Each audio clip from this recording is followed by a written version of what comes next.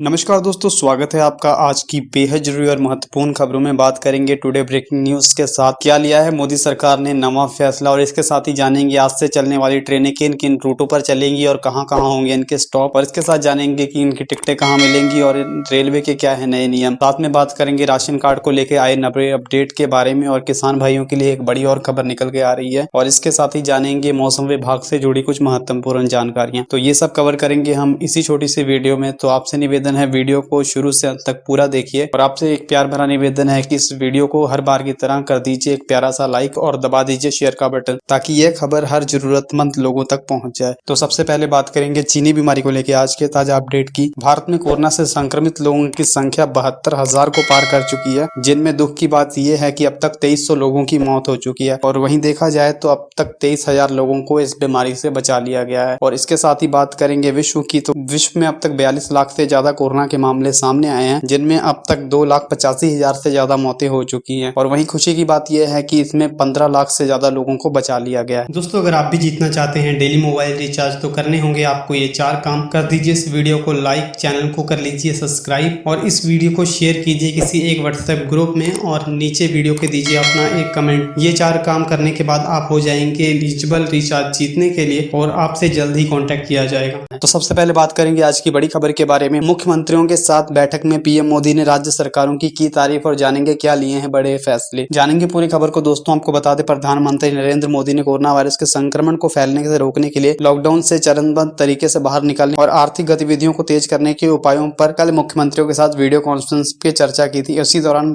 दौरान प्रधानमंत्री मोदी ने राज्य सरकारों की तारीफ भी की। उन्होंने कहा कि कोरोना वायरस की महामारी से निपटने में भारत की सफलता को वैश्विक मान्यता मिली है। भारत सरकार इस संबंध में सभी राज्यों द्वारा प्रयासों की सराहना करती है। पीएम मोदी ने कहा कि हम यह भी सुनिश्चित करेंगे ग्रामीण भारत इस संकट से मुक्त रहे, और उन्होंने बताया कि धीरे धीरे देश के कई हिस्सों में आर्थिक गतिविधियां शुरू हो चुकी हैं। आने वाले दिनों में यह काम और तेजी से होगा, और कोरोना के खिलाफ लड़ाई में हम और ध्यान केंद्रित करने की जरूरत है। और इसके साथ ही पीएम मोदी ने आगे के रास्ते में आने वाली चुनौतियों और संतुलन राजनीति बनाने की बात कही है, और इसे जल्द से जल्द लागू किया जाए। और इसके साथ ही आपको बता दें कोरोना संकट के दौरान प्रधानमंत्री मोदी की यह 5वीं बार ये वीडियो कॉन्फ्रेंस थी। मुख्यमंत्रियों के संवाद के दौरान प्रधानमंत्री ने रक्षा मंत्री राजनाथ सिंह, गृह मंत्री अमित शाह, वित्त मंत्री निर्मला सीतारमण और स्वास्थ्य मंत्री हर्षवर्धन भी मौजूद थे। आंध्र प्रदेश के मुख्यमंत्री वाईएस जगनमोहन रेड्डी, पंजाब के मुख्यमंत्री अमरिंदर सिंह, बिहार के मुख्यमंत्री नीतीश कुमार, इसके साथ ही पश्चिम बंगाल के और उत्तर प्रदेश के मुख्यमंत्री योगी आदित्यनाथ के साथ, और इसके साथ कई और मुख्यमंत्री भी इस वीडियो कॉन्फ्रेंसिंग में मौजूद। और इसके साथ ही प्रधानमंत्री द्वारा मुख्यमंत्रियों के साथ पिछली बार 27 अप्रैल को बातचीत किए जाने के बाद कोरोना संक्रमण के मामलों की संख्या दुगनी से अधिक हो गई है, जो कि 28,000 के आंकड़ों से बढ़कर अब 67,000 को पार कर चुकी है। बैठक में कुछ दिनों बाद केंद्र सरकार ने लॉकडाउन की अवधि को 2 हफ्ते बढ़ाने के बाद 17 मई तक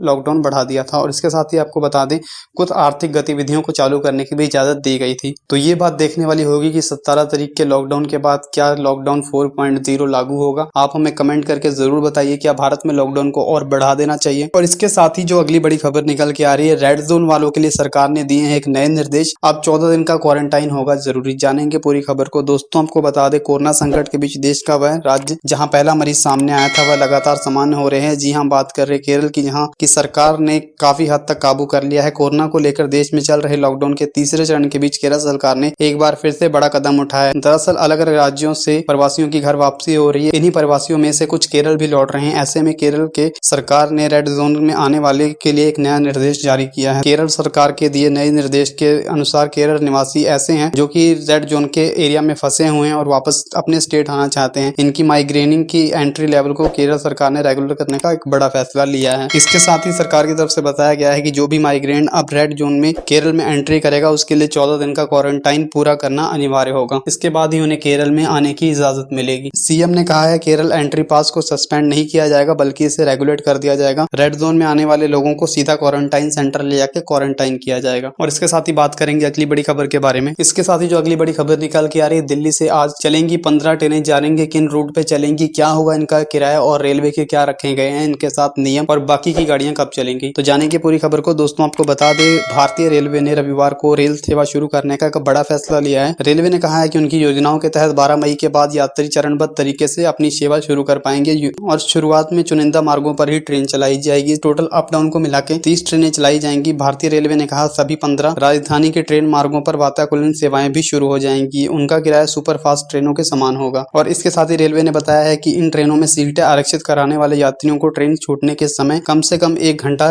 पहले स्टेशन पर पहुंचना होगा। और इसके साथ ही आपको बता दें कि इन रूटों पर चलेंगी ये ट्रेनें दिल्ली से डिब्रूगढ़, अगरतला, हावड़ा, पटना, बिलासपुर, रांची, भुवनेश्वर, सिकंदराबाद, बेंगलुरु, चेन्नई, त्रिवेंद्रपुरम, मडगांव, मुंबई सेंट्रल, अहमदाबाद और जम्मू के लिए रवाना हो। कोरोना वायरस के कारण राष्ट्रव्यापी लॉकडाउन के चलते 25 मार्च से सभी ट्रेन सेवाएं पूरी तरह से बंद हैं। और दोस्तों, इसी के साथ मिली जानकारी के अनुसार आरक्षण के दौरान प्राप्त सीटों पर क्या करें और क्या ना करें स्पष्ट रूप से लिखा रहेगा। उसमें दिशा निर्देश भी शामिल रहेंगे, जैसे कि कम से कम 1 घंटा पहले स्टेशन पर पहुंचना होगा, आपकी मेडिकल जांच की जाएगी। इसके साथ ही आपको कोरोना से लड़ने के लिए कुछ प्रोटोकॉल भी बताए जाएंगे, जिसमें आपको आरोग्य सेतु ऐप डाउनलोड करना अनिवार्य होगा। इसके साथ ही सैनिटाइजर, मास्क का यूज करना भी अनिवार्य होगा। तो अगर आप किसी राज्य में फंसे हैं तो आप हमें कमेंट करके ये जरूर बताइए, ताकि हम आपके एरिया से चलने वाली ट्रेनों के अपडेट आप तक पहुंचा सके। और इसके साथ ही बात करेंगे अगली बड़ी खबर के बारे में। ये खबर किसान भाइयों के लिए निकल के आ रही है, इसलिए सिर्फ 6.19 करोड़ किसानों को मिली योजना की सभी किस्तें और बाकियों को क्यों नहीं मिली, और इसके बारे में उठ रही है बदलाव को लेकर एक मांग। जानेंगे क्या है पूरी खबर। दोस्तों, आपको बता दें, देश में 6.20 करोड़ किसान ऐसे हैं जिन्हें प्रधानमंत्री किसान सम्मान निधि योजना की 4 किस्तें मिल चुकी हैं। ये वो किसान हैं जिन्होंने योजना की शुरुआत यानी दिसंबर 2018 के बाद पैसे मिलने शुरू हो गए थे। सभी किस्तें पाने वाले किसान इसलिए कम है क्योंकि जिन आवेदकों का वेरिफिकेशन होता है उसके बाद ही किस्तों का भुगतान किया जाता है। किसान शक्ति संघ के अध्यक्ष पुष्पिंदर सिंह की मांग है कि जिन किसानों को इस स्कीम में शामिल किया जाए उन्हें दिसंबर 2018 से इनका लाभ दिया गया है, क्योंकि लाभार्थी किसान पहले भी और अब भी इस योजना का लाभ उठा रहे हैं। और इसके साथ ही सिंह कहते हैं कि अगर व्यवस्था होगी तो अधिकारी वेरिफिकेशन में तेजी दिखाएंगे। यह स्कीम सभी 14.5 करोड़ किसानों के लिए है और इस योजना के तहत 2019-2020 में 75,000 करोड़ रुपए का बजट रखा गया है। कुछ लोगों के वेरिफिकेशन न होने के कारण उन्हें इस स्कीम का फायदा नहीं मिला है, इसलिए सिर्फ 54,000 करोड़ रुपए का खर्चा हुआ है। लॉकडाउन की वजह से किसानों को बहुत नुकसान हो रहा है, इसलिए सरकार ने इस स्कीम के तहत मिलने वाली रकम को 6,000 रुपए की रकम से बढ़ाकर 24,000 रुपए कर देना चाहिए। और दोस्तों, अगर आपने अभी तक इस योजना के तहत रजिस्ट्रेशन नहीं करवाया है तो आपसे निवेदन है तो आप जाकर pmkisan.gov.in पर अपना रजिस्ट्रेशन करवा सकते हैं, ताकि आप इस योजना का लाभ उठा सकें। और इसके साथ ही आप हमें कमेंट करके ये जरूर बताइए कि क्या पीएम को 6,000 रुपए की राशि बढ़ाकर 24,000 रुपए कर देनी चाहिए। और इसके साथ ही जो अगली बड़ी खबर आ रही, राशन कार्ड धारकों के लिए अगर नहीं किया यह काम तो आपका राशन कार्ड हो सकता है रद्द। और इसको आप खुद भी कर सकते हैं, घर से बैठ के अपने फोन से। जानेंगे क्या करना होगा आपको और जानेंगे क्या है पूरी खबर। दोस्तों, हमको बता दें, बार बार सूचना देने के बाद भी आधार कार्ड से नहीं जोड़ने वाले राशन कार्ड को अब रद्द किया जाएगा। खाद्य एवं उपभोक्ता संरक्षण विभाग उन्हें मृत या अपात्र मानकर कार्रवाई करेगा। अब तक राज्यों में 14,69,000 ऐसे राशन कार्ड हैं जिनके होल्डर का आधार कार्ड उनके साथ लिंक नहीं किया गया है और उनके बैंक खाते का विवरण भी सरकार के पास नहीं। हालांकि इनमें से कुछ लोगों ने अपना डिटेल बाद में भेज दिया है, उनका आधार सीडिंग की प्रक्रिया चल रही है। और इसके साथ ही आपको बता दें, विभाग उन राशन कार्ड धारियों को बार बार सूचना दे रहा है कि वह अपना आधार और बैंक खाता नंबर जरूर दे। जो कार्ड होल्डर सूचनाएं उपलब्ध करवा रहे हैं उनके अनुष्मंडल आधार कार्ड जोड़ने की प्रक्रिया शुरू हो चुकी है। साथ ही इसके साथ ही एक नया पोर्टल भी बनाया गया है, उस पोर्टल पर जाकर लाभार्थी खुद अपना आधार कार्ड सीडिंग कर सकते हैं। और विभाग ऐसे लोगों की जांच कर रहा है और जिन लोगों ने अपना आधार कार्ड राशन कार्ड के साथ लिंक नहीं करवाया है उनका राशन कार्ड जल्द ही कैंसिल कर दिया जाएगा। तो आप हमें कमेंट करके जरूर बताइए कि आपने अपना राशन कार्ड आधार कार्ड के साथ लिंक करवा लिया। अगर नहीं करवाया तो प्लीज जाकर जल्दी करवाइए। और इसके साथ ही बात करेंगे अगली बड़ी खबर के बारे में। ट्रेन में यात्रियों को अब नहीं मिलेगा खाना, कंबल एवं तौलिया। रेलवे के नए नियम लागू हुए हैं 12 मई से। जानेंगे क्या है पूरी खबर। दोस्तों, आपको बता दें, भारतीय रेलवे ने 12 मई से लगभग 30 ट्रेनें चलाने की घोषणा की है, जिनमें कुछ एसी वाली ट्रेनें भी शामिल होगी। रेलवे ने इन ट्रेनों को मिलाकर कुछ नए नियम लागू किए हैं, जिनमें कम से कम 1.5 घंटा पहले रेलवे स्टेशन पर पहुंचना अनिवार्य होगा। इसके साथ ही आपको बता दें, इंडियन रेलवे ने मंगलवार को कहा कि 12 मई से शुरू होने वाली ट्रेनों में यात्रियों के लिए रेलवे की ओर से पहले की तरह चादर, तौलिया, सामान्य भोजन, पानी आदि मुहैया नहीं करवाया जाएगा। फिलहाल यात्रियों को डिब्बाबंद भोजन और हैंड सैनिटाइजर उपलब्ध करवाया जाएगा। भारतीय रेलवे का कहना है कि सभी यात्रियों को मास्क पहनना अनिवार्य होगा। चुनिंदा मार्गों पर 15 जोड़ी ट्रेनें अप डाउन के तौर पर चलाई जाएंगी। इन विशेष ट्रेनों में वातानुकूलित डब्बे